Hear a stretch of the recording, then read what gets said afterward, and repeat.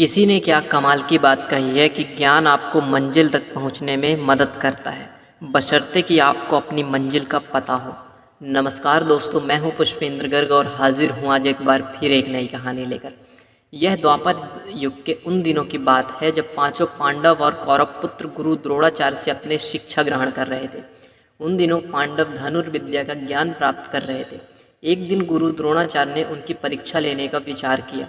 परीक्षा के लिए गुरुदेव ने पांचों पांडव युधिष्ठिर, भीम, अर्जुन, नकुल और सहदेव के साथ साथ कौरवों को भी जंगल में बुलाया और एक पेड़ के सामने ले जाकर खड़ा कर दिया और कहा, शिष्यों, आज आप सभी की परीक्षा का दिन है। आज इस बात की परीक्षा होगी कि मेरे द्वारा दी गई धनुर्विद्या से आप सभी ने कितना सीखा है। इसके बाद गुरु द्रोणाचार्य ने उस पेड़ की तरफ इशारा करते हुए कहा कि वहाँ देखो, उस पेड़ पर एक नकली चिड़िया लटकी है। मैं चाहता हूँ कि आप सभी एक एक करके उस चिड़िया की आँख पर निशाना लगाएं और तीर सीधा आँख के बीचों बीच उसकी पुतली पर जाकर लगना चाहिए। क्या सभी लोग समझ गए? इस पर सभी ने सहमति से अपने सिर को हिला दिया। गुरु द्रोणाचार्य ने सबसे पहले युधिष्ठिर को आगे बुलाया और तीर कमान उसके हाथों में थमाते हुए उससे पूछा, वत्स, तुम्हें इस समय क्या क्या दिखाई दे रहा है? इस पर युधिष्ठिर ने कहा कि गुरुदेव, आप, मेरे भाई, यह जंगल, पेड़ पर बैठी चिड़िया व पत्ते दिखाई दे रहे हैं। यह सुनकर द्रोणाचार्य ने युधिष्ठिर के हाथ में तीर कमान को ले लिया और कहा कि यह इस परीक्षा के लिए अभी तैयार नहीं है। इसके बाद उन्होंने भीम को आगे बुलाया और उसके हाथों में तीर कमान थमा लिया।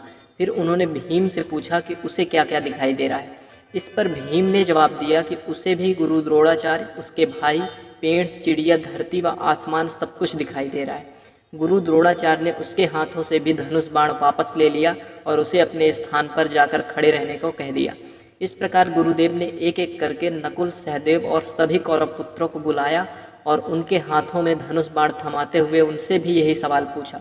उन सभी का जवाब भी कुछ इस प्रकार आया कि उन्हें गुरुदेव, भाई, जंगल, उसके आसपास की चीज़ें व पेड़ आदि सब कुछ दिख रहे हैं।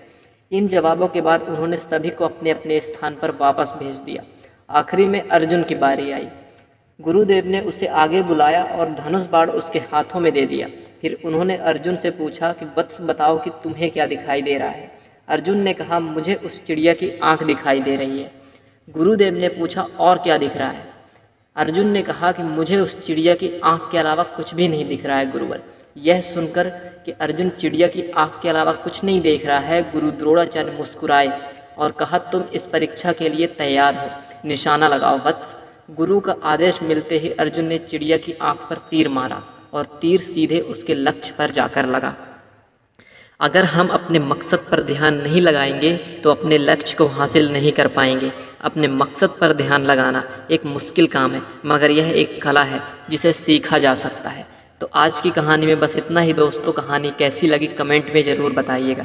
अगर अच्छी लगी हो तो लाइक एवं शेयर ज़रूर कीजिएगा। और अगर आप इस चैनल पर पहली बार हैं तो इसी प्रकार के प्रेरणात्मक एवं हिंदी कहानी देखने के लिए इस चैनल को सब्सक्राइब करें और घंटी की बटन अवश्य दबा दें, जिससे आने वाली नई वीडियो आप तक जल्दी से जल्दी पहुँच सके। धन्यवाद दोस्तों।